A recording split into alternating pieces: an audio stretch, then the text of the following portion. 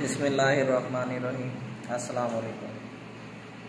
तो मैं आपको ये बता रहा था कि डॉक्टर इसरार अहमद साहब के जो बयानात वगैरह हैं, मैं आपको एक मिसाल देकर समझाना चाह रहा था कि मेरे पास अगर अल्लाह न दी होती, मैं मिसाल दे रहा हूँ कि अगर मैं होता और मुझे अगर इसी सिचुएशन में होता तो मैं डॉक्टर इसरार अहमद साहब के बयानात को कोई 10 अरब 20 अरब रुपए भी देने पड़ते ना, और वो वीडियो के एसेट्स मेरी हो जाते, मेरे एसेट्स हो जाते।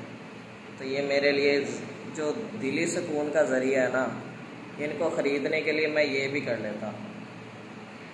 इससे मैं आप लोगों को ये बताना चाह रहा हूँ कि कुरान के अंदर कितनी पावर है,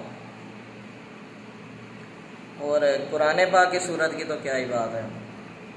कुरान पाक की मैंने एक छोटी सी सूरत की मिसाल देता हूँ कि जो सूरह कौसर है ना, इसके बारे में जब मैंने थोड़ा स्टडी किया और इसको समझा ना, और जब मुझे समझ आई ना इस सूरत के बारे में, तो ये मुझे ज़्यादा जो समझ आई थी, एक दिन नमाज़ पढ़ने के दौरान मुझे समझ आई थी। एक दफ़ा हुआ था मेरे साथ ये वाक़या। तो कुरान पाक के अंदर इस कदर ज़्यादा तासीर है कि अगर आप इसका तर्जुमा पढ़ेंगे तो वो जो मुझे सुकून मिला था वो शायद दुनिया जहान में कहीं मिला हो। और अगर पूरी दुनिया अगर ये सोने की भी बन जाती ना, और वो मुझे दी जाती और एक तरफ दी जाती कि ये सूरह कौसर है, ये आप रख लो, हालांकि 3 आयतों पर मुश्तमिल है, वो 3 आयतों पर मुश्तमिल सूरत को मैं बिना कोई सोचे समझे ये इस पूरी दुनिया का सौदा कर देता। इस कदर कीमती है कुरान पाक। कुरान पाक को आप ये ना समझें कि कुरान पाक जो है ये ओल्ड लोगों के लिए था। अब मैं आपको ये समझाना चाह रहा हूँ कि मैं मास्टर का स्टूडेंट हूँ, केमिस्ट्री में मैंने मास्टर किया हुआ है, और मैं आपसे ज़्यादा जानता हूँ कि इस दुनिया के अंदर ये जो कायनात की क्रिएशन वगैरह, यानी कि कुछ लोगों से मैं बता रहा हूँ, मैं इसको तकब्बुर के ज़ुमरे में नहीं ले रहा हूँ।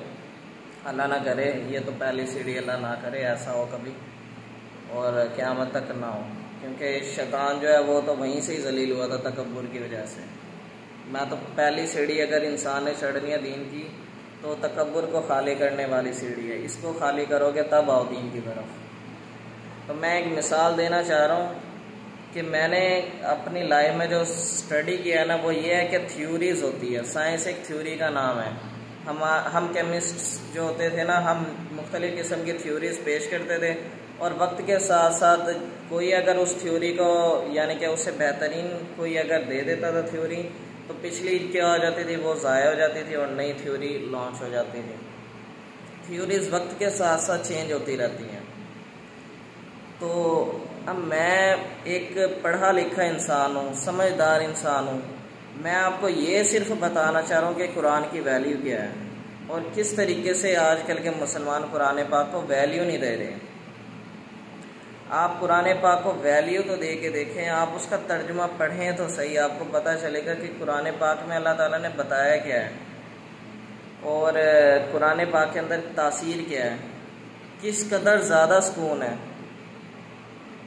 अगर दुनिया के झंझट या परेशानियों से अगर आप निकलना चाहते हैं तो कुरान पाक का तर्जुमा सुनें, उसको समझें, उस पर अमल करें, आपको दुनिया जहान का सुकून मिलेगा। तो ये मैं आपको सिर्फ इसलिए कहना चाह रहा हूँ कि आपको शायद एहसास हो कि कुरान पाक किस कदर कीमती चीज़ है। बदकिस्मती से हमारे उलमा कराम की एक गलती मुझे लगती है, वो मुझे ना बहुत ज़्यादा हर्ट करती है। मैं अक्सर औक़ात ना, मुझे बहुत दफ़ा ये ख्याल आता है कि हमारे उलमा कराम से एक गलती ज़रूर हुई है। हमारे उलमा कराम ने एक गलती